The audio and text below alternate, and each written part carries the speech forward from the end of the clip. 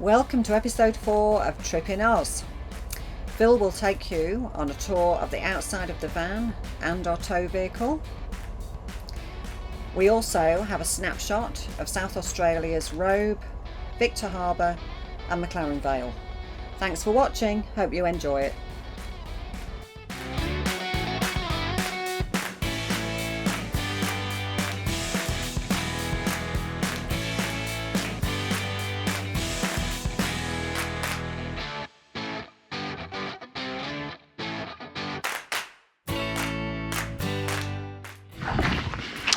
For those interested on the mechanics of towing a caravan, this is what I tow with. It's a Land Cruiser 200 series which we got at the end of 2019. Great pulling power. It's a V8 4.5 litre. I have spec'd it up a little bit, so under the hood the main battery. I've also put in a second auxiliary battery which runs the fridge in the back, as well as the power to the caravan when we're on the road. Very, very good. Got a few moths in there actually. Hitched on for the ride. CB radio antenna, which is great for when trucks want to pass you. There's some big road trains out there. Inside, pretty standard, CB's extra, and that's just the rear vision from the back of the caravan, which we can see when it's turned on. Great vision behind. We did upgrade the suspension with PEDAs. The GVN's been upgraded to 3850, which means we can carry more weight in the vehicle and gives it an overall spread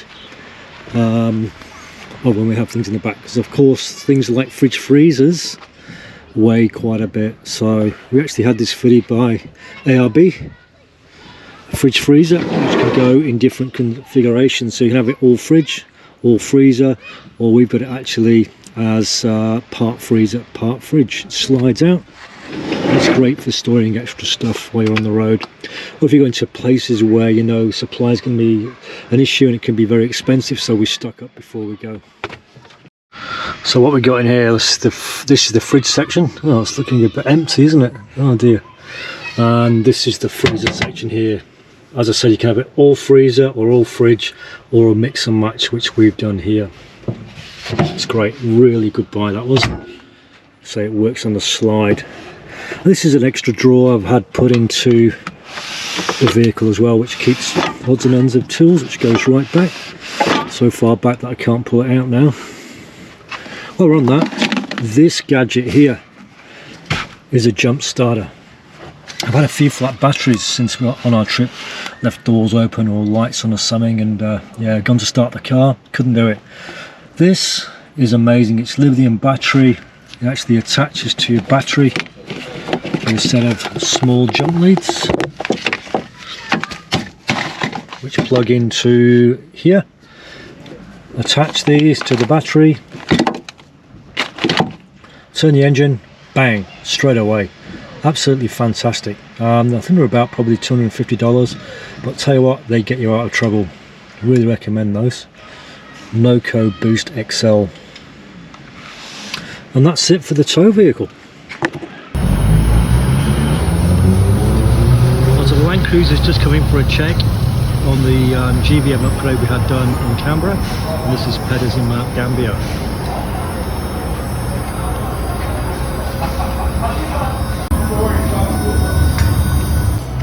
Well, this is Rick at PEDAs Mount Gambier, and he's going to explain to me what's been done to my beautiful Land Cruiser.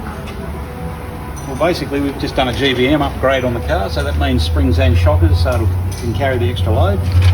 Now we're just doing a preliminary 1500 kilometre check to make sure everything's in its spot and hasn't come loose. Wow, fantastic. So your shocks and the coils and yeah.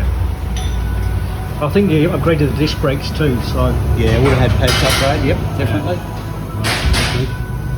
Fabulous. That's great, Rick. So I can explain to the viewers and what's happened, and the reason for the upgrade was so we can carry more cargo space with the caravan. So yeah, safety. That's it. Thanks, mate.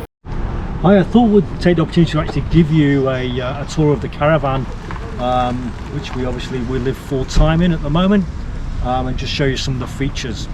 We purchased this from ARV Caravans down in Eden, New South Wales. Brian Hammond and his family have owned that business for quite a long time, 21 years in fact, and they're a pretty good supplier. The model is a Concept 670 Innovation, and we've actually spec'd it up a fair bit with build up a suspension which is an Alco cross-country suspension, which should serve us pretty well off-road, and it has done already. You can see the red struts there. Hopefully. Yeah, a couple of water tanks under there, 95 litres each, plus a grey water tank. You can see the lift on there, which gives us great clearance when we're travelling over rough ground. So we've also gone for smooth sides rather than ripple sides. I find this is a lot easier for cleaning. If you seen this van yesterday, it was actually grey and filthy. It took me quite a while to clean, but if it was ripple, it gets up into those little nicks. So that was a good thing we did. It's got a back hatch which goes all the way through, which is great for storage. Obviously our trusty coffee machine there, which is really our sole thing we brought from the house in appliance wise. We need that every day, of course, and then I'll show you around the other side when we go around there, but it's quite a lot of room in there, store chairs, and a lot of Gypsy's stuff in there as well. The windows are all double glazed, which helps not only for keeping heat or cold out, but also insulation and noise, which is good. We also optioned the double picnic tables, which gives us more room for cooking, etc., or for putting drinks on there.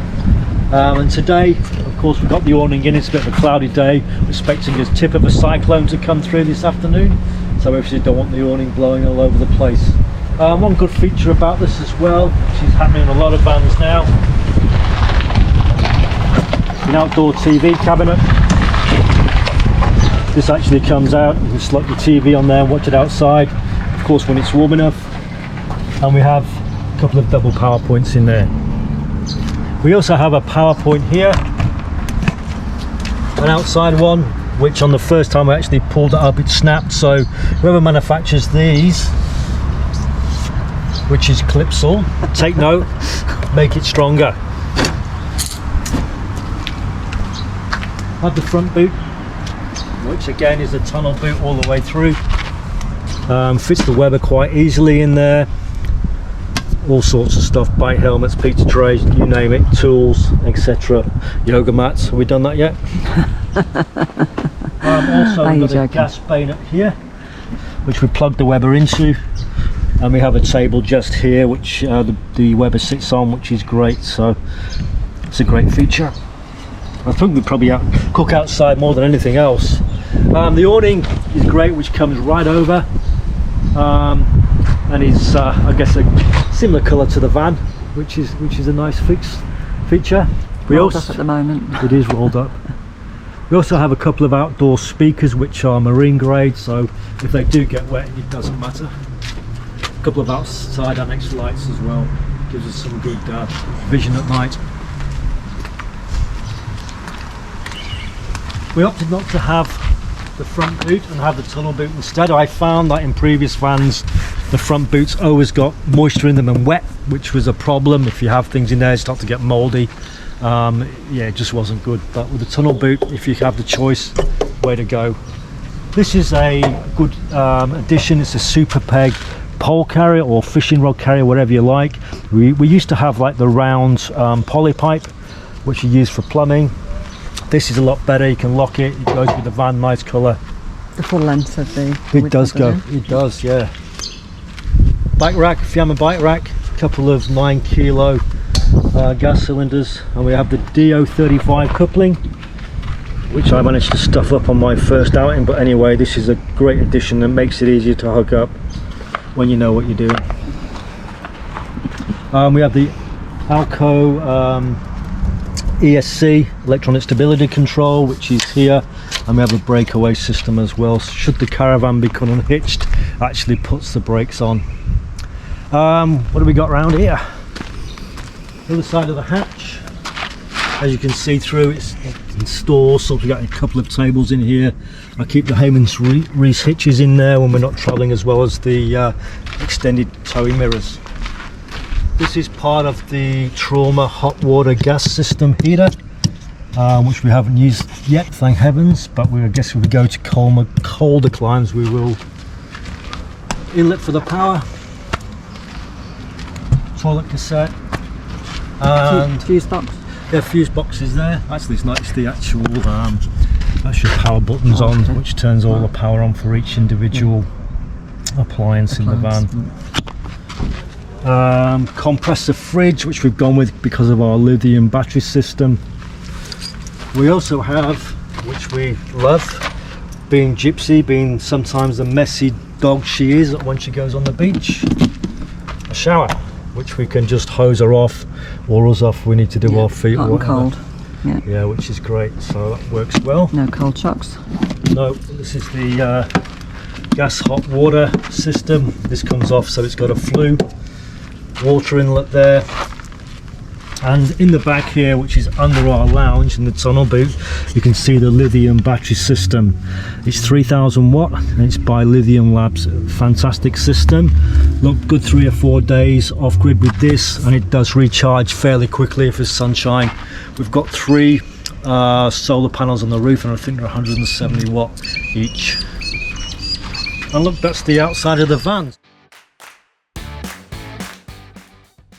That's what I call a 4-wheel drive beach vehicle.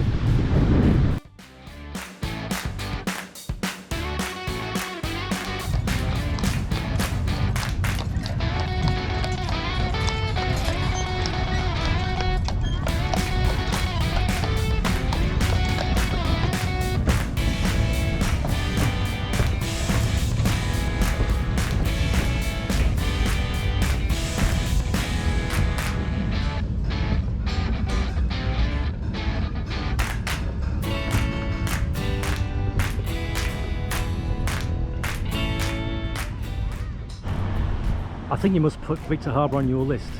Fabulous place to come, and some great watering holes as well. This is the anchorage. And this is the main street of Victor Harbour, or the old main street as it was. The old saving bank of South Australia. Beautiful old sandstone building.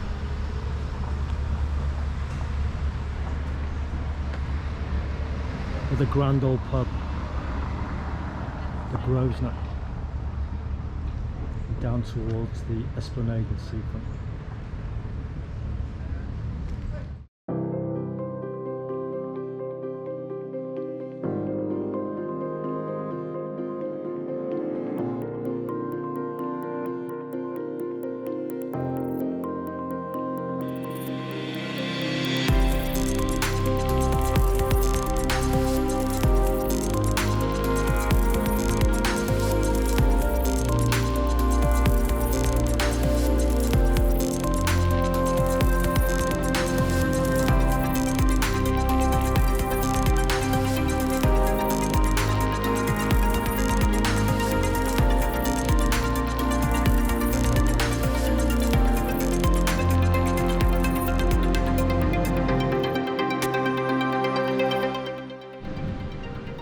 This is the cellar door of Haswell and Lightfoot. Great place to taste some wines and maybe have a platter. Really well stocked, your own wines. Fabulous. G'day, how are you? Hey, Phil, all right? Good, what a place this is. It's good, isn't it? Fantastic, yeah. Really, really nice. You've been busy today, of course? Yeah, it has been. It's been really, really good. We like doing little small intimate tastings with people, so that's fantastic. To be able to showcase your wines and see we've cleared out some wines today, so I'm going to have to refill that in a minute. Oh, that's fabulous.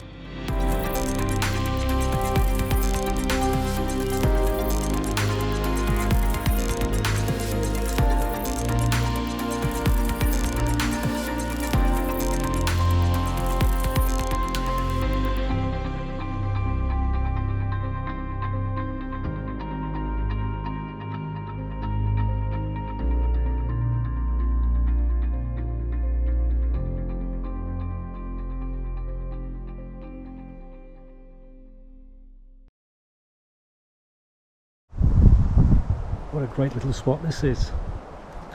This is in McLaren Vale, at a friend's winery, or vineyard should I say. And we're perched on the hill, overlooking McLaren Vale and his vineyards. That's right. Hey Mark, how are you? Right. I'm pretty good. On a lovely day like today, we've got a magnificent view here, as you can probably see. It shows our vineyards there, so there's a whole different variety there, from Shiraz to Fiano, so we've got quite a lot of varieties on our property. Great office, fabulous views. It looks pretty dry here and sandy. Is it? Do you get much rain? We probably get about a little bit less than Adelaide, maybe 22 inches of rain, working on the old language. Yeah. Mainly in winter. But we've got a couple of bores on each property, so we drip irrigate where necessary. And this year it's hardly been necessary. It's just been pretty good. I was going to say, I mean, the climate is very Mediterranean, isn't it? Yeah, and as you know, we're not very far from the beach, so yeah. You know, a few kilometres from there, so get a little bit of influence in there. But this was part of what they call the old semaphore sands, and it's basically one big sand hill. And what we've dug here, where we put the house, and we're down 6 feet before we hit any sort of little bit of clay at that, but it's just like pure beach sand. Wow, yeah, I've noticed actually, today was actually putting some pegs in the ground to hold the awning up, and it just goes straight down. yeah, it's pretty easy. Got to be careful, it's easy enough to get bogged here. Yeah. So how did you start and get into this business? Oh, one of those things that normally starts as a really good idea after a long lunch. And I was having lunch with Wendy, our next door neighbour now, a guy called Peter Kember. Peter and I started at school together in grade 6, so we've been there for a while. And as you do after the lunch there, we took a bit of a walk, and there was some land next door to his, and I thought, that's not a bad idea. I said, do you think the guy might sell? And Peter said, I don't know. So anyway, I thought about that. So then that was the Sunday. So on the Monday I played squash with Martin Lightfoot after work and said, look, I'm interested in buying some land, set up a little vineyard. Would you be interested? And he said, hell yeah. So we discussed how we were going to do, what we were going to do. It was all exciting. So we came down next weekend. We knocked on, turned out Ken's door and said, hi, we'd like to buy your place. And he said, it's not for sale. I mean, we were devo because we'd got all this plan in our head what we were going to do. Anyway, he said, I'll come in and have a drink. Well, Ken's drink of choice was Moselle with lemonade, which is certainly not ours, a little bit sweet for us. So we then, we kept on knocking on his door, you know, for the next 3 or 4 months this time, but we took our own beer and wine that time, never drank his. And eventually we convinced him that he ought to move down to Aldinga Beach, so we bought the place. So with our kids, you know, I think Trinity was 7 at the time, James was 9, and we set up. So first year 7,200 vines, all done ourselves. Had no idea what to do, but we got some advice from Jeff Hardy, who's part of the Hardy family. Okay. And set up from there. It was a lot of work. So you planted all these vineyards. Yeah, and because of the sand, there's a little bug called nematode that can attack the own-rooted vines. So all of ours here are actually grafted onto different American rootstocks. Right. So it adds dramatically to the cost. Yeah. But in addition to that, instead of just sticking a stick in the ground, you now got to dig a hole, and plus like planting a rose because they've got quite a lot of roots on them. So it's pretty labour intensive. Yeah, a lot more work involved. Yeah. And also I went down to the cellar door today, which is terrific by the way, and the modernisation and your extensions are coming along, but how has it been the last couple of years? I know you have the stoush with China. Has that affected you at all? Yeah, it certainly has. We were probably exporting a couple of containers a year to China. Yeah. So what does that translate into bottles? About 1,000 dozen in a container. So right, okay. Some idea. So it's a couple of 1,000 dozen. So it is, and now this is on. That's stopped. But the on-flow from that is McLaren Vale is known for its Shiraz, and the Chinese just love McLaren Vale Shiraz. Okay. So this year they're not taking it. So now we've gone from not having enough to there's an oversupply. Right. So in fact we don't use all our fruit in our own labels, and we sell some. We managed to sell some, but we still some we couldn't sell. So we've got together with a few other guys that couldn't sell it, and it's all being turned into wine, and then hopefully down the track we'll be able to sell that. Okay, so it's like stored. Yeah. The wine lake they used to call them, didn't they? Yeah, it's a bit like, for us it's almost like a cooperative the way it's got together, and it's Jock Harvey, who's now owns Fox Creek, so he's taking it in there. We'll get paid $1 a tonne, and he'll pay the winemaking, and then when it gets sold, we'll get paid. Okay, yeah. But he has to have he has to have ownership of those grapes at the crusher in order to get the wet tax rebate. Right. So by paying $1 a tonne, he owns the grapes. Well, this sounds like a Haswell tax scheme, doesn't it? No, You're it's famous all for it, legit. I believe. all legit. Now, I must ask a dumb question. So you've got your grapes and your different wines here. What's the difference between a fortified wine and, say, the wines you have? Oh, fortified, they put some spirit in it. So right, higher content of alcohol. Yeah, because it's put like brandy spirit in it, right, so it lifts the alcohol right up. That's why it's got that sharp, bitter, horrible taste. Yeah. I know a lot of people like it. We prefer just a straight wine. Yeah. Okay. So I've just seen that down the road. There's like fortified wines, and yes, that's right. So he'd have Shiraz there, and then he's added some spirit to it, and then it just sits around for about 10 years or more, and they sell it. Okay. And he has bought that place about 2 years ago, and that was stock that was already there by the previous owner. Okay. So he's done quite well because it's old, and there's a bit more interest in those fortifieds of ports again. Yeah. I remember back in my business days, you always finished your lunch with a port, usually about 4:30. Yeah. But that just doesn't seem to happen now. No, the long lunch is well and truly gone, hasn't it? Oh yeah, God, memories. No, that was great. Thank you for the overview. You got a terrific place here, and I must say, you've got to come to McLaren Vale. There's so much to offer. Look, the beach is just down the road. There's cafes. There's just all sorts to see. Come on down. Yeah, please do. Cheers, Mark. Cheers. Thanks for watching, and in the next episode of Trip in Oz, we have a tour of the interior of the van, and we feature the fabulous Eyre Peninsula. Hope you can join us. Bye for now.